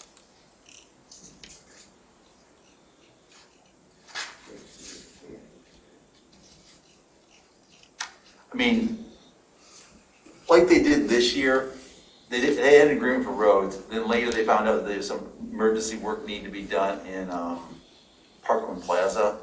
So there was this is an agreement, for a lot of townships, there's a first agreement, second agreement, third agreement. So I mean, this could be for roads, if they come back for culverts. If we're only spending $400,000 of $1 million, there's still money in the budget, not in the budget, they'd have to amend the budget, but there's still money in the road Funding is pot. available. Right, so it seems I like, defer to your expertise then, I just wanted to raise it as like, if we had a real number for it, I'd say, yeah, but trying to wing that. Yeah. I just want to say, there's been some pushback at the board they want as accurate a number out there as we can give them, because this is just an appropriation. The budget will be just a number, it's a placeholder, it's an appropriation.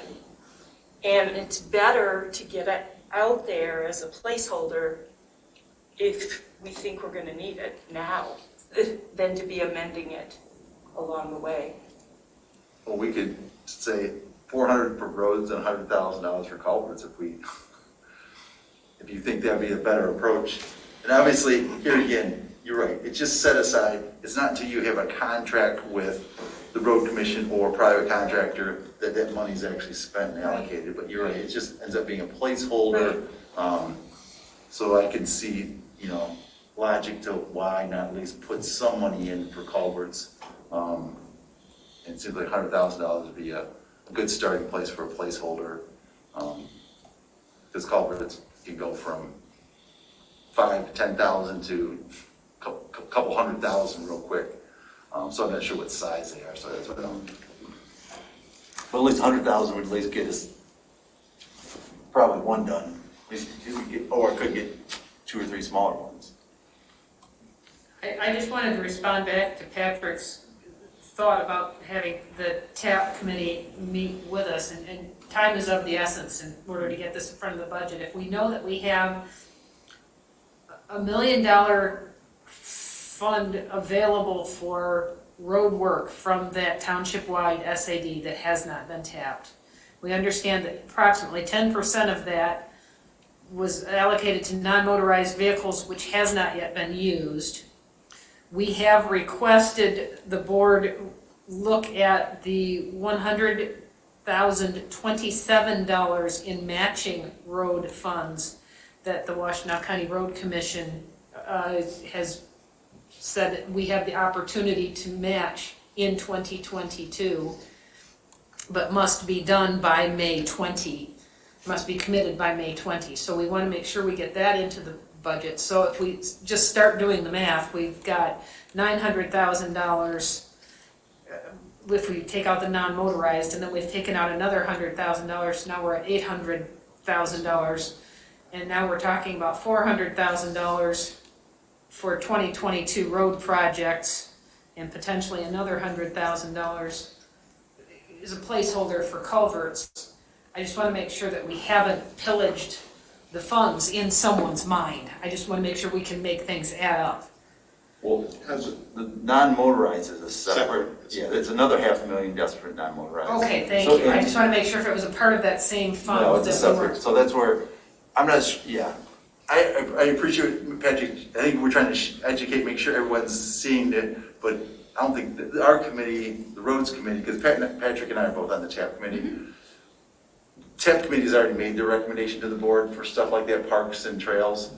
So I think at this point, let's just focus on the roads. I think what we'd like to do is just educate you guys what's going on with TAP and parks, so everyone's aware, up to speed, but let's not confuse it. We don't have to worry about the budget slice of it. That's a separate. Great, I just want to make sure, because as Kathy said, they like to have some numbers that they can hook their hat on, and that's understandable. Like I said, I was trying to plant a seed for the future, not create problems, but. It's not a problem, it's just we're trying to get up against the budget being voted on before we have a meeting again. Roy, do you have any proposed language for the resolution that you'd like to? I didn't write anything up, I guess. I can try, I'm trying to remember what we did last time. I can tell you. We would make the roads, roads, what's the name of our committee, Local Roads Advisory Committee. Would recommend that the township board put aside $400,000 for roads from the local road millage program, and $100,000 of the local roads millage funds for culverts. Millage or the SAD? SAD, I'm sorry, SADs, I'm sorry, yeah. yep, thank you. Countywide millage, look at style, SAD. Can I say for culvert repair? I think it's really culvert replacements Okay, replacements, or repair. Or We can pay- restoration, I mean, Right. it was both Right. before. Okay. Keep it as broad as possible. We get restoration is a better way to put it? replacement and or restoration. Okay. And I think last time we mentioned about you leveraging the matching dollars, should we include it in this one too? Certainly, we can, I want to make sure Huh. that we're very, very clear to them. So do we want to mention the fact that this is tied to what the Washtenaw County Road Commission has given us for 2022? Yeah, we could say based on the draft 2022 South Township agreement, road agreement from Road Commission.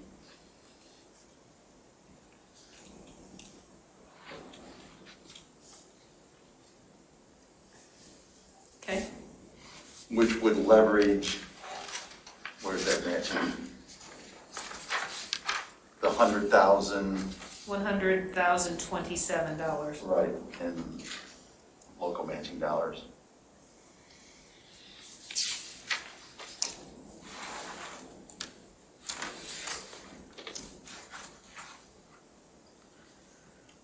All right, I'm not sure I got this quite right, but let's try it. So the local roads, Scioto Local Roads Advisory Committee recommends that the Scioto Township Board of Trustees put aside $400,000 from the local road SAD funds.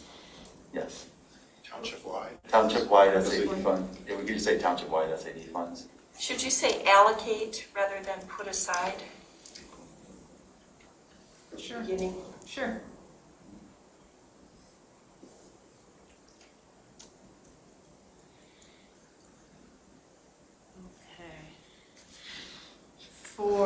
And $100,000, $400,000 for the local, of the local.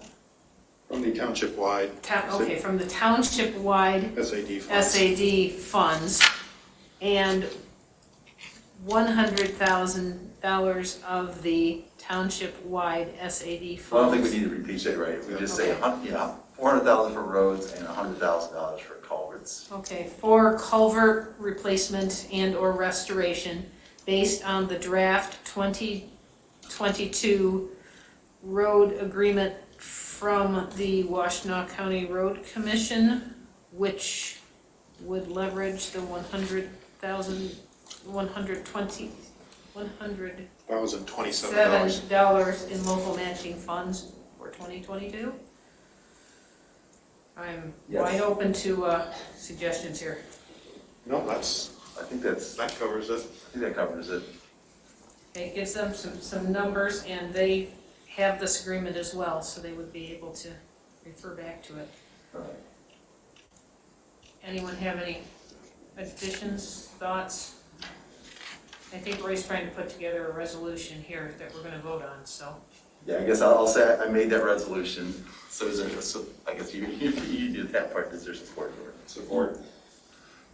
Bob, thank you. All right, well, that being the case, can we have a vote on the resolution put forward by Roy Townsend for the recommendation to the Board of Trustees? All in favor? Should we be opening public comment before we vote? Should we? We don't have to. Okay, I just want to double check. We never established that rule, Yes, as far as I. we haven't as a group yet. Yes, we will have public comment. At the end. I had put it at the end after the Okay. business section. I don't see anyone with a hand up, jumping up and down either. Okay. Thank you, Ian. Provide an No, opportunity. thank you for being sensitive. That being the case, can we put it to a vote? All in favor of the resolution to recommend to the Board of Trustees, say aye. Aye. Thank you. Anyone with a nay? All right, Jillian, Kerry did not vote. Rakesh did give us his support, although Yes. he can't formally vote. Thank you very much. And we'll call it a unanimous for the people in the room. I will put together a recommendation to send to the Board of Trustees using the format that I understand TAP has used in the past. Again, to get this in front of them this week so that it's available for them. All right, is there any more that we need to do with the review of the local roads primer, the Lew Kidder document that we sort of went through with David Rowley as well? Patrick, was that a raised hand? I was a raised hand. I just wanted to thank Roy for all this hard work that he did. This is a great spreadsheet. This is going to be a fabulous resource for us for the whole next year as well. Thank you. It is I will a lot of update time. with the real numbers. I won't be winging it, so the 22, I'll put it in real numbers so we can actually show what we've done and so we can keep track of that type of stuff. Yeah. And the other thing is we can then take this as collateral for, here's a road I'm interested in. How is the road classified? Remember we talked about that last time. Wanted a document, and it was suggested during public comment that we have a map and you could click on it and it would give you some background. So I've not lost sight of that goal, and exactly. And we can actually, this fall, I'd like to do 22, 23, project it out. That's exactly. So we're not winging it here in, the 11th hour. Yep. Really helpful to have, and I think we're making some real inroads on this. I think Ian had a comment about the document. yeah, thanks. Thank you. I think that it's a good initial draft. Patrick and I went back and forth and made some changes. I would like to talk with David Rowley again, ask some questions, get it into more of a final form, Yes, and then bring it back to the next meeting. fantastic. Is that fine? Perfect. Thank you. Because there are a couple open questions. Yeah, there was a couple of open questions and grammatical things that I stumbled on, and I kind of left it in a bit of a mess, so I apologize. So you want that to come back onto the April meeting as unfinished business? Yes, please. All right, does anyone else have any suggestions or requests for new business for the April meeting?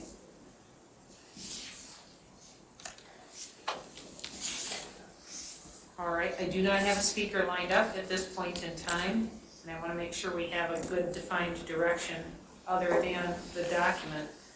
Do we have a timeline for proposing a renewal, should we decide that, of the township-wide SAD? The only reason I bring it up is the general election this year is going to have a lot of items in November.